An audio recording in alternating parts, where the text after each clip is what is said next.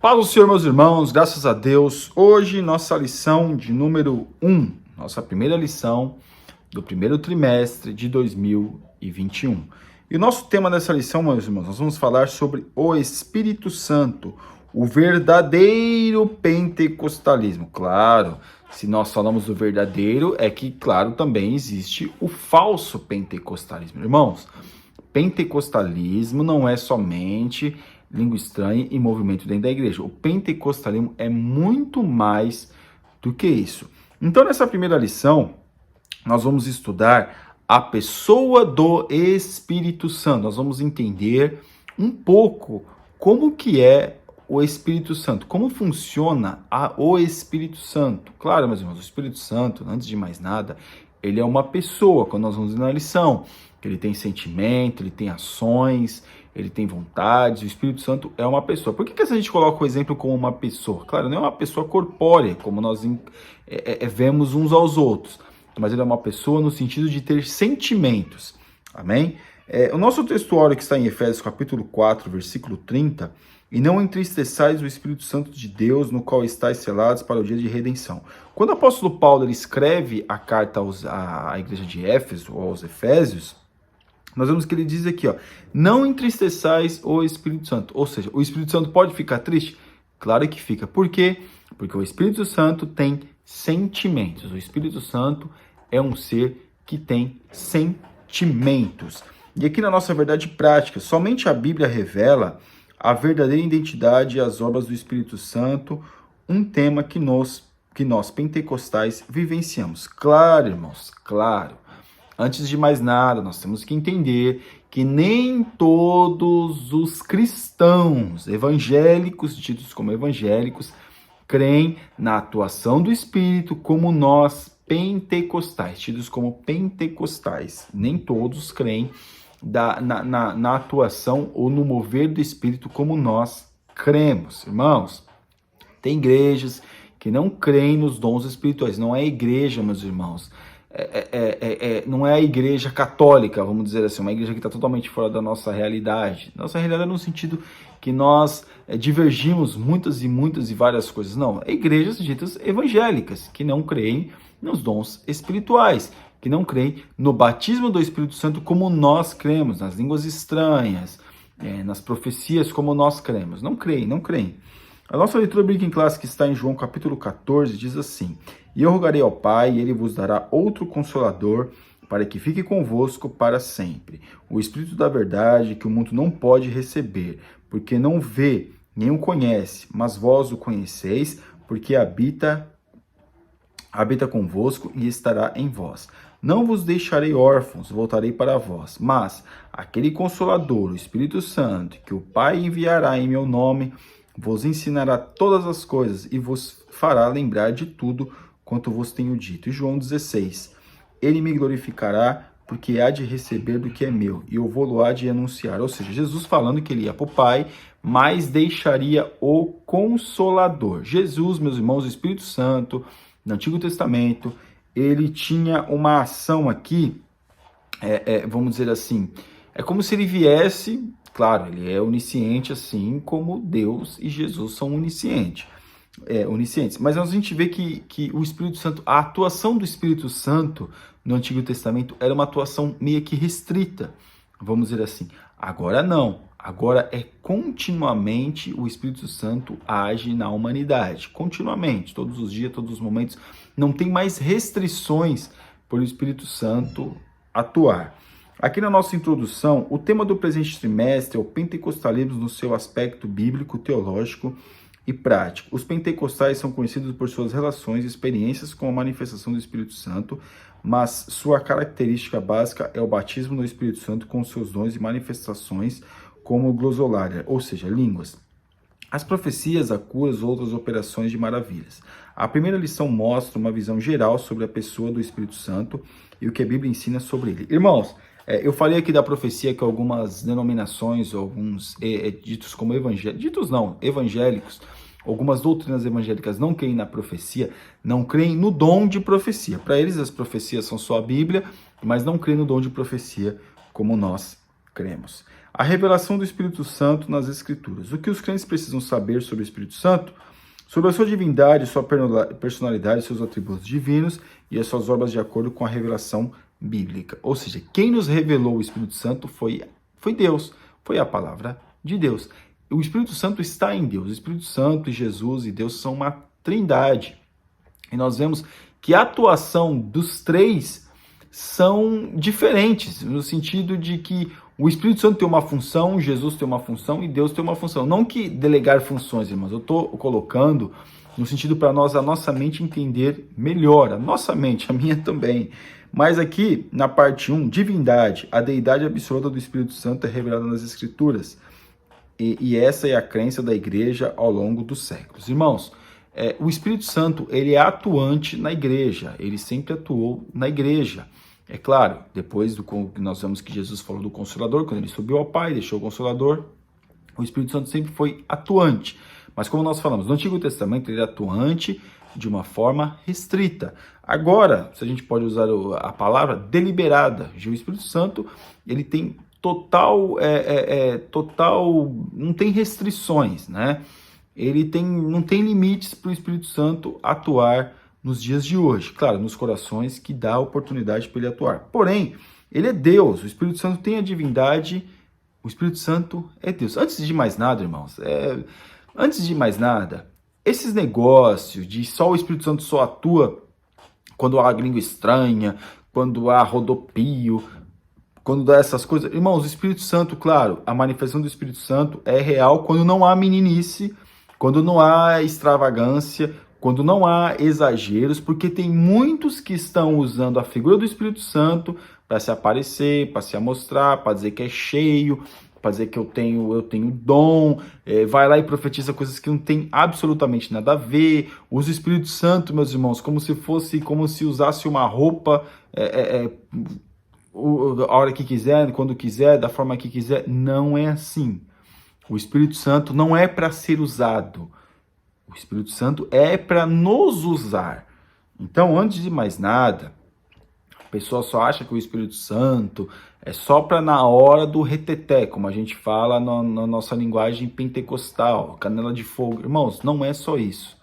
É claro, nós cremos nos dons espirituais, cremos na manifestação da espiritualidade, porém, tem muitos que estão fazendo isso por si mesmo e acaba envergonhando o pentecostalismo pelos seus exageros, pela sua forma de proceder erroneamente, como as pessoas às vezes começam a girar e acabam batendo umas nas outras e não sei o quê. Irmãos, isso não é de Deus, irmãos, isso é da carne. Eu também já vi pessoas rodando, uma do lado da outra, sentindo a presença de Deus mesmo, porque você vê que uma rodando do lado da outra e rodando muito perto e nenhuma toca em ninguém cai, porque é o Espírito Santo atuando. É claro, é o Espírito Santo atuando de que forma?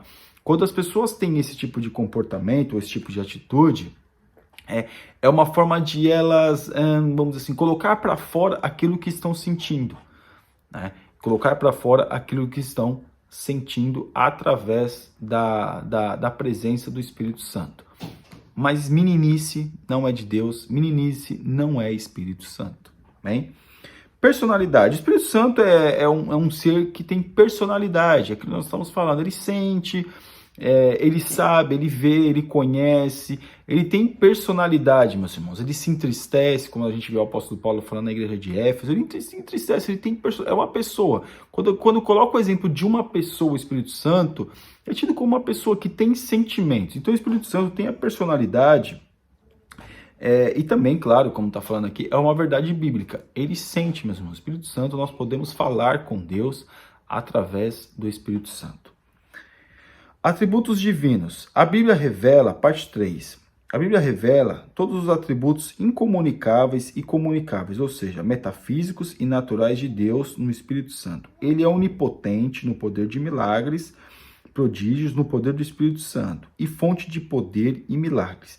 O Espírito conhece todas as coisas até as profundezas de Deus. Irmãos, o Espírito Santo, ele é Deus, ele conhece todas as coisas, ele é onisciente, onipotente, onipresente, ele é Deus. Mas de que forma que o Espírito Santo ele vem atuante? dentro do homem. O meu espírito que fala com o Espírito de Deus, ou seja, o Espírito Santo. A lição dos jovens está falando acerca da oração e é muito importante isso, que nós venhamos entender que quando nós oramos, claro, nós oramos ao Pai, mas o relacionamento, meus irmãos, que vem com Deus é através do Espírito de Deus, ou seja, tido como o Espírito Santo. O Espírito Santo, aqui como nós estamos falando, os atributos divinos dele são todos os atributos divinos que existem na Trindade, porque ele é Deus. E aqui na parte 2, o Espírito Santo e Jesus Cristo. Já estudamos diversas vezes sobre a Santíssima Trindade, né? Já ouviu falar, claro, essa palavra na Bíblia, Trindade, não tem, claro que não tem, mas nós entendemos que quando fala do Pai, do Filho e do Espírito, que é como o Espírito Santo, né? É o Espírito Santo, nós vemos que há a Trindade. E aqui na parte 1, tem essa palavra pericorese, é um termo teológico desconhecido no meio evangélico, que expressa a relação intritrinitariana do Pai, do Filho e do Espírito Santo, ou seja, a habitação de pessoas da Trindade uma na outra. Claro, o Filho não é o Pai não é o Filho, o Espírito não é o Filho, o Espírito não é o Pai.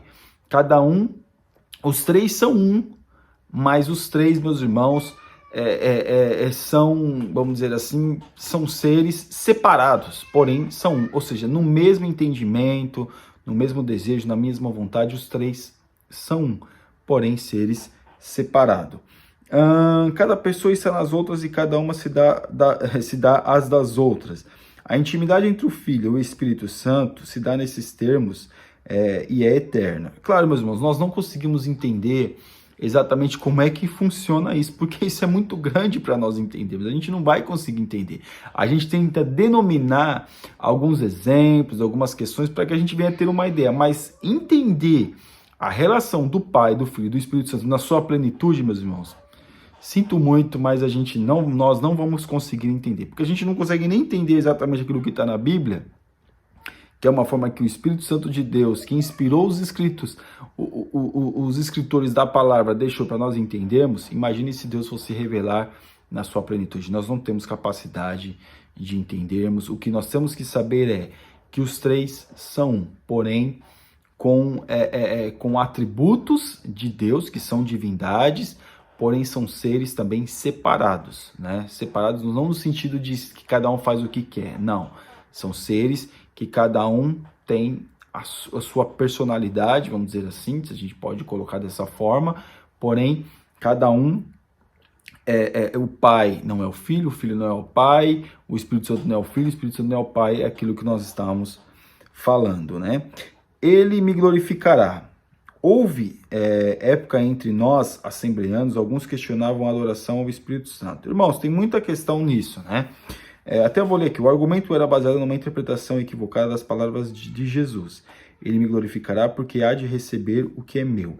Ainda hoje é comum ouvir alguém dizer que o Espírito Santo não deve ser adorado porque é ele que glorifica a Cristo. Tal argumento é equivocado, pois o Pai glorifica também o Filho e nem por isso se diz que o Pai não deve ser adorado. Irmãos, o Espírito Santo pode ser adorado, faz parte da Trindade.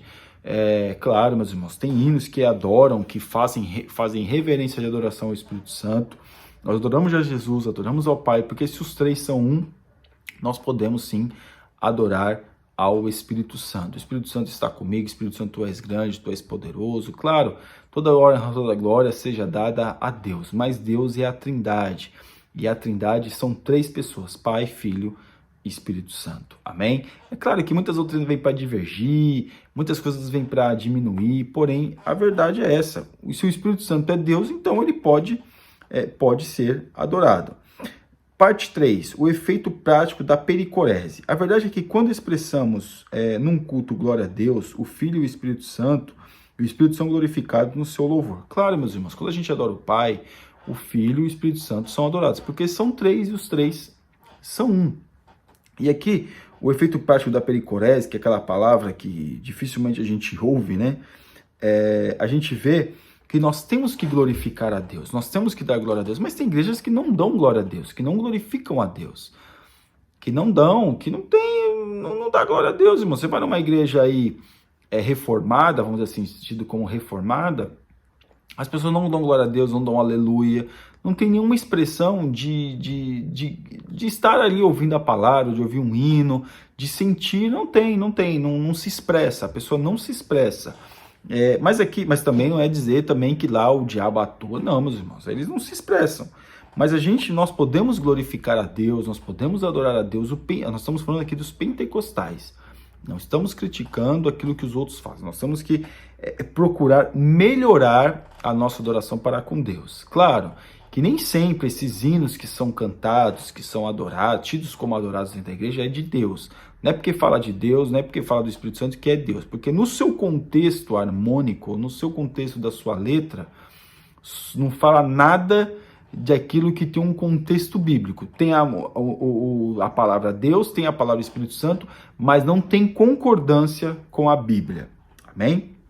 Mas aqui o efeito da pericorese nós podemos adorar a Deus, podemos suplicar a Deus e que a Trindade vai receber a nossa adoração. Parte 4. Consubstancial com o Filho. Consubstancial quer dizer da mesma substância, ou seja, claro, meus irmãos, também é outra coisa que a gente tem dificuldade de entender. Eu, particularmente, também, todos nós, né? Mas os três são do mesmo tipo, meus irmãos, são da mesma substância. O Espírito Santo e o Filho são da mesma substância, ou seja, a substância que vem o quê? De Deus. É Deus que dá substância para que o Filho, o Espírito Santo e o próprio Deus. É difícil a gente ver que a gente vai entrar que Jesus é criatura, o Espírito Santo é criatura, mas a nossa mente não consegue entender. Então são da mesma substância, por isso que são adorados na mesma intensidade que o Pai é adorado. Parte 3. O Espírito Santo age no mundo e no ser humano. No mundo, sua atuação é visível a começar pela criação e preservação do planeta Terra. Irmãos, nós vemos que lá em Gênesis fala que o Espírito se movia sobre a face das águas. E quando Deus começa a criar, a atuação da Trindade ali, meus irmãos, Pai, Filho e Espírito Santo atuando em conjunto, em comum acordo, meus irmãos. Não existe divergência na Trindade. Não existe a opinião do Filho que diverge com a opinião do Pai, porque os três são um. Não existe o Espírito Santo discorda de Deus, o Jesus discorda do Espírito Santo. Não, meus irmãos, os três são um. Então nós vemos aqui que quando houve a criação, não houve a divergência acerca de criar isso ou criar aquilo, porque os três ali são um e eles concordam em tudo. É a nossa forma humana de dizer, claro. No plano divino da salvação, foi o Espírito Santo que conduziu a história da redenção humana por meio da nação escolhida de Israel e inspirou os profetas. Irmãos, então quem nos inspira, quem inspirou os profetas, quem inspirou os tradutores ou os escritores da Bíblia foi o Espírito Santo, claro, através de Deus e através de Jesus. O Espírito Santo é que nos inspira a estarmos na presença de Deus. Então aqui quem inspirou os homens de Deus, claro, meus irmãos, foi o Espírito Santo. Deus atuando, Jesus atuando através do Espírito Santo na vida da humanidade. Amém? Na vida humana, o Novo Testamento registra o início da dispensação da plenitude do Espírito, e essa nova era começa com a descida do Espírito Santo no dia de Pentecoste. Então o Espírito Santo desceu no dia de Pentecoste ali, claro, ele já tinha vindo à Terra, já tinha atuado como nós falamos, porém agora ele veio para ficar. Ele veio para ficar até a hora de ele subir. Então ele veio para ficar no sentido de estar aqui continuamente. Mas o Espírito Santo não está lá e aqui não é onipresente, onipotente, onisciente. Claro, ele é. Mas ele poderia estar aqui e sem atuar, né? Atuar de uma forma como ele atua hoje. Então hoje nós temos a oportunidade do Espírito Santo atuar em todo tempo, em todo momento na humanidade. Então hoje nós temos muito mais oportunidade para que o homem possa estar sensibilizado a se arrepender do que era no Antigo Testamento. Infelizmente o homem endureceu seu coração, mas a oportunidade é muito maior, nós podemos dizer assim, do que aquilo que era no Antigo Testamento. Amém? Conclusão. As informações sobre o Espírito Santo são abundantes. Procuramos apresentar um estudo conciso e compreensível. Os pontos principais da doutrina pentecostal são temas das lições que se seguem. É importante, por enquanto, saber que o estudo sobre o pentecostalismo é o estudo sobre o Espírito Santo. E estudar o Espírito é estudar sobre Deus e o seu relacionamento conosco em Cristo. Então, nós nos relacionamos com Deus através do nosso espírito, se relaciona com Deus através do Espírito Santo. Amém? O Espírito Santo não é brinquedo, não é nosso serviçal. Ele é Deus. Amém? Que Deus abençoe os irmãos em nome de Jesus. Você ainda que não é inscrito no nosso canal, está convidadíssimo a se inscrever. Que Deus te abençoe. Fique na paz.